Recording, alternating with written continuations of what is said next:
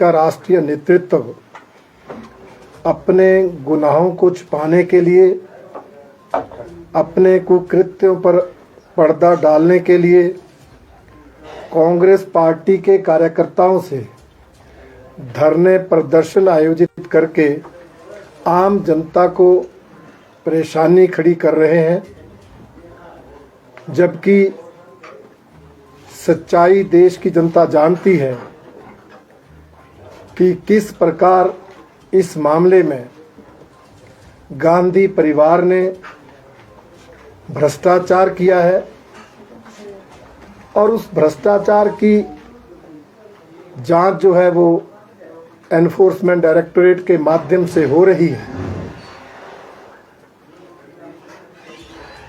आवश्यकता तो थी कि ईडी के सामने प्रस्तुत होकर वो अपना पक्ष रखें, तथ्य रखें। अगर उन्होंने कोई गुनाह नहीं किया, कुछ गलत नहीं किया है, तो वहाँ पर दूध का दूध और पानी का पानी हो जाएगा। परंतु इस तरह से हमारे इस देश के इतिहास में पहली बार हो रहा है कि जिन पर आरोप लगे हैं, जो आरोपित हैं, वो धरने प्रदर्शन करके दबाव डालने का प्रयास कर रहे हैं। एक तरह से चोर मचाए शोर वाली कहावत को चरितार्थ कर रहे हैं। देश की जनता जानती है कि इस मामले में किस तरह से गांधी परिवार ने स्वतंत्रता सेनानियों के शेयर्स को, पूंजी को तो हड़पा ही, परंतु कांग्रेस पार्टी के फंड का भी दुरुपयोग किया है। हम सब जानते हैं कि इस देश में 1930 से एसोसिएट जर्नल लिमिटेड के माध्यम से प्रकाशन का काम चलता था। नेशनल हर्नल्ड जैसे जो एक हमारे राष्ट्रीय स्तर के समाचार पत्र थे, उनका प्रकाशन होता था और इस संस्था में लगभग 5000 स्वतंत्रता सेनानियों के शेयर थे। 2010 में यंग इंडियन नाम की संस्था बनाई गई, जिसके 76% शेयर गांधी परिवार के, सोनिया गांधी और राहुल गांधी के, और जो संस्था 1930 से काम कर रही थी, एसोसिएट जर्नल लिमिटेड, उसके शेयर्स को यंग इंडिया कंपनी में ट्रांसफर किया गया। यंग इंडिया वैसे तो सेवा के काम के लिए शुरू की गई थी, परंतु उन्होंने कोई सेवा कार्य आज तक ना करके रियल एस्टेट का बिजनेस किया। और हम सब ये भी जानते हैं कि 2019 में दिल्ली हाई कोर्ट ने ये कहा था कि ये जो एसोसिएट जर्नल लिमिटेड के शेयर्स यंग इंडिया कंपनी में ट्रांसफर हुए हैं, ये सरासर भ्रष्टाचार है। उसी आधार पर आप हैरान होंगे, इनकी अध्यक्षता में कांग्रेस पार्टी के फंड का 90 करोड़ रुपए लोन के रूप में इस कंपनी को दिया गया और इन्होंने ही अध्यक्ष रहते हुए उस लोन को वापस लेने से मना कर दिया, माफ कर दिया। इस तरह इन्होंने स्वतंत्रता सेनानियों के फंड का दुरुपयोग तो किया ही, परंतु जो कांग्रेस पार्टी के कार्यकर्ता आज नारे लगाने पर मजबूर हैं, उनके द्वारा एकत्रित धन को भी ये हड़प कर गए। इस तरह से ये दोहरे भ्रष्टाचार का मामला है। आज उसकी जांच हो रही है तो इनकी दिक्कत बढ़ गई है। अपने आप को शहीद का दर्जा देने की दृष्टि से, अपने आप को यह साबित करने के लिए कि यह सरकार बदले की भावना से काम कर रही है, इस तरह का षड्यंत्र रचा जा रहा है, इस तरह के प्रयास किए जा रहे हैं और इस उद्देश्य से पूरे देश में धरने प्रदर्शनों का आयोजन किया जा रहा है। भारतीय जनता पार्टी इस घिनौनी और घटिया राजनीति की कड़ी निंदा करती है।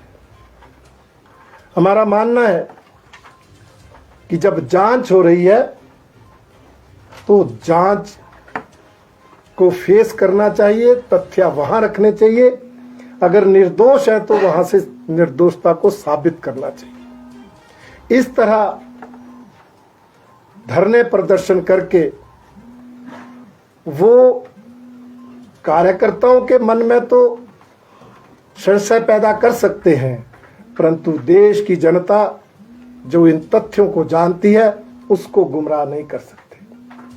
इसलिए भारतीय जनता पार्टी उनकी इस राजनीति की कड़ी निंदा करती है और ये कहना चाहती है देश की जनता को कि वो इस तरह के प्रयासों से गुमराह ना हो।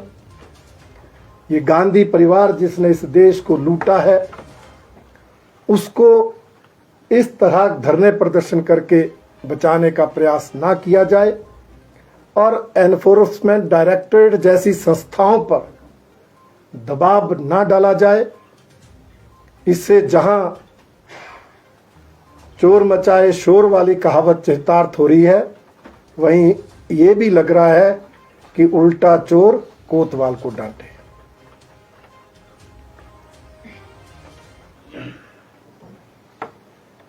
रणधीर जी, कांग्रेस का कहना है कि कहीं ना कहीं लोकतंत्र को खतरा हो गया और ईडी और सीबीआई का जिस तरह से दुरुपयोग कर लिया, आरएसएस ने इसे कठपुतली बना के नचाना शुरू कर दिया, आरएसएस और भाजपा ने। आपका क्या कहना है?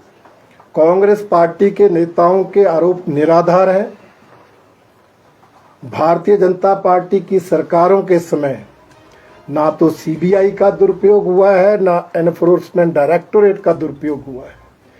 कांग्रेस पार्टी सत्ता में रहते हुए ऐसा करती रही है, इसलिए उनको लगता है शायद बाकी सरकारें भी ऐसा करती हैं। और जहां तक इस मामले की बात है, इसके तो तथ्य स्वयं बोल रहे हैं, इसलिए इसमें इस तरह की बात कहना उनकी बौखलाहट और निराशा को ही प्रदर्शित करता है। शर्मा जी, कांग्रेस ये भी कह रही है कि भाजपा जरा ये बताए, सत्ता में जो लोग हैं अभी और जो भाजपा के जो लोग हैं उनमें किन के ऊपर जो है ईडी की कार्रवाई अब तक की है? भैया, जिन पर आरोप लगते हैं, जिन पर कोई ऐसा मामला दर्ज होता है, उन्हीं की जांच होगी। सबकी जांच तो नहीं होगी ना। आपके बारे में हाईकोर्ट ने टिप्पणी की है, आपके बारे में मामला सामने आया है तो जांच हो रही है। अगर भारतीय जनता पार्टी के किसी नेता के मामले ध्यान में आएंगे तो उसकी भी होगी। तो उन्होंने कहा कि ये मामला बंद हो गया था, इसे दोबारा जो राजनीतिक प्रतिशोध के चलते जो दोबारा खोला गया है, दोबारा वो किया गया चुनावों के मद्देनजर। देखिए, कांग्रेस के नेता बताएं कि ये मामला कब बंद हुआ, उसकी कोई तारीख होगी, उसका कोई प्रमाण होगा। सिर्फ उनके बोलने से हम मान जाए ऐसा थोड़ी। कोई मामला चला और वो मामला बंद हो गया तो उसका कोई तारीख होगी, दिन होगा, उसका कोई प्रमाण होगा, वो जरा उसको बताएं। इस तरह निराधार तथ्यहीन बयानबाजी करना, आरोप लगाना उनकी आदत है और वो ऐसा करते हैं जिसमें कोई सच्चाई नहीं। जोशी कह रहे हैं कि अगर आपके पास ये सारे आंकड़े मौजूद हैं तो क्यों ना आप लिखित में ईडी को दें, बजाय कि जनता के बीच बता दें। देखिए, ईडी जांच कर रही है और उनके पास तथ्य हैं, उसके आधार पर जांच कर रही है। हम क्यों तथ्य बताएंगे? हम तो जनता के सामने ला रहे हैं, क्योंकि ये जनता को गुमराह करने की कोशिश कर रहे हैं। ये गुमराह करने की कोशिश कर रहे, इसलिए हमें सच्चाई बताने के लिए मजबूर होना पड़ रहा।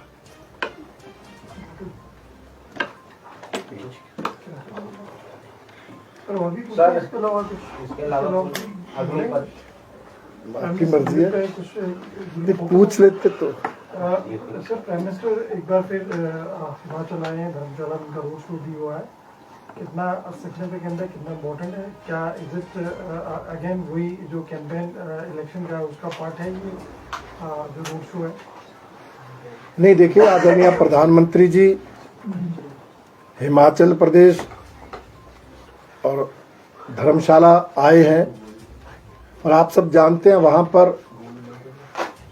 पूरे देश के सभी प्रदेशों के मुख्य सचिवों की कॉन्फ्रेंस है। ये 2 दिवसीय कॉन्फ्रेंस में माननीय प्रधानमंत्री जी धर्मशाला रुकेंगे, और शायद हिमाचल प्रदेश के लिए ये पहला मौका है जब प्रधानमंत्री रात्रि निवास यहाँ पर कर रहे हैं। हालांकि ये पूरा कार्यक्रम सिर्फ उस कॉन्फ्रेंस का ही है, परंतु प्रधानमंत्री जी हिमाचल आए हैं, हमारी पार्टी की सरकार है, पार्टी के वो नेता हैं, इसलिए हमारे कार्यकर्ताओं ने उनका स्वागत किया है, अभिनंदन किया है। एक रोड शो के माध्यम से उनके आगमन का हमने जो है वो जोशो खरोश के साथ स्वागत किया है, अभिनंदन किया है। इस कॉन्फ्रेंस को हिमाचल प्रदेश के विधानसभा चुनाव से जोड़कर नहीं देखना चाहिए। ये एक केंद्रीय सरकार का एक प्रयास है जिसमें आगामी 2047 तक इस देश में क्या क्या करना है उसका रोड मैप तैयार करना उसका लक्ष्य है। इसलिए चुनाव से उसका कोई लेना देना नहीं है। हिमाचल आए हैं तो हमारे कांगड़ा जिला के कार्यकर्ताओं ने उनका स्वागत किया है, अभिनंदन किया है, बस इतना ही है। ने विरोध भी किया है, तो आप क्या कहेंगे? देखिए, जो युवा उनसे मिलना चाहते थे उनके आने का विरोध नहीं, परंतु अभी 2 दिन पहले हमारे केंद्र की सरकार ने एक बहुत ही ऐतिहासिक मिशन अग्निपथ योजना लॉन्च की है, और उस योजना के माध्यम से सेनाओं में 4 साल के लिए अग्निवीर नाम से युवाओं की भर्ती होगी, प्रशिक्षण भी दिया जाएगा, उनका सेना में लाभ भी लिया जाएगा, और इस दौरान उनको अच्छा आर्थिक पैकेज भी दिया जाएगा। और 4 साल के बाद जो ज़्यादा कुशल योग्य मेरिट के आधार पर 25% युवाओं को रेगुलर किया जाएगा, और बाकियों को एक हैंडसम राशि 11 लाख के लगभग देकर वो वहाँ से वापस आएंगे, और वो वापस आकर आगे जो हमारी अन्य संस्थाएं हैं, सीआरपीएफ है, बीएसएफ है, उनमें भर्ती होने के लिए उनका वो एक्सपीरियंस काउंट होगा। और मुझे लगता है ये योजना देश हित राष्ट्रहित में है। इससे युवाओं में राष्ट्रभक्ति की भावना जागृत होगी और मजबूत होगी, और रोजगार भी मिलेगा, देश की सेनाओं को भी सहारा मिलेगा, और युवाओं को एक मौका रहेगा, क्योंकि 17 से 21 साल के बीच के ही युवा उसमें भर्ती होंगे, और मैक्सिमम 25 साल तक जो वापस आएंगे वो उसके बाद कहीं और भी जॉब कर सकते हैं। तो मुझे लगता है ये बहुत ही ऐतिहासिक विजनरी योजना है, परंतु शायद युवाओं को हमारे जो विरोधी दल हैं वो गुमराह कर रहे हैं, इसलिए उनको लगता है कि शायद उनके साथ धोखा हो रहा है, जबकि सच्चाई है कि ये योजना युवाओं के भी और देश के भी हित में है। इसलिए भारतीय जनता पार्टी इस देश की, इस प्रदेश की युवाओं से यही अपील करती है कि वो मोदी सरकार पर विश्वास रखें।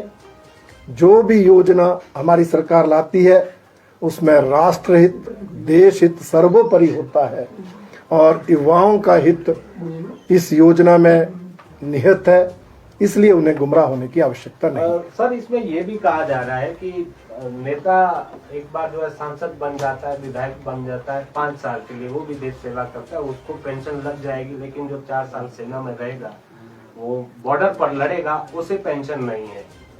देखिए, ये तो एक अलग से चर्चा का विषय है और इसमें सांसद बनना, विधायक बनना, उसकी एक अलग प्रक्रिया है। चुनाव लड़ते हैं और चुनाव लड़ने के बाद जीतने वाला सांसद बनता है। ये नौकरी का मसला, और मुझे लगता है इस सांसद और विधायक के मसलों को एक करके देखना, ये मुझे लगता तर्कसंगत नहीं। पंडित जी, ये जो प्रोटेस्ट है, जो हमें इंफॉर्मेशन मिली है, ये जो भर्ती पिछली होनी थी जिसका रिजल्ट नहीं आया था, उसको लेके प्रोटेस्ट आई है। They want to mark their protest के जो पिछला रिजल्ट आना था, जो रिक्रूटमेंट होनी थी, वो कैंसिल की गई है। अब फ्रेश ये वाला प्रोसेस शुरू हुआ जो 4 साल वाला है। जो बाकी जो नॉर्मल कोर्स था, जैसे पहले भर्ती होती थी, वो नहीं अब होगी। उसको उसके खिलाफ एक प्रदर्शन था। नहीं, वही मैंने कहा कि ये एक नई योजना है।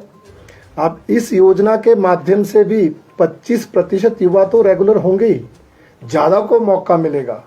अभी कुछ महीने बाद ही 46,000 नौजवान भर्ती होंगे। तो इसलिए ये पूरा जो है एक नई योजना लॉन्च की गई है और उस योजना के जितने भी पहलू हैं, युवाओं को चाहिए कि उन पहलुओं पर एक अपनी चर्चा करें, उनको समझें और किसी राजनीतिक दल के इशारे पर उनकी राजनीतिक लक्ष्य की पूर्ति के लिए गुमराह ना हो।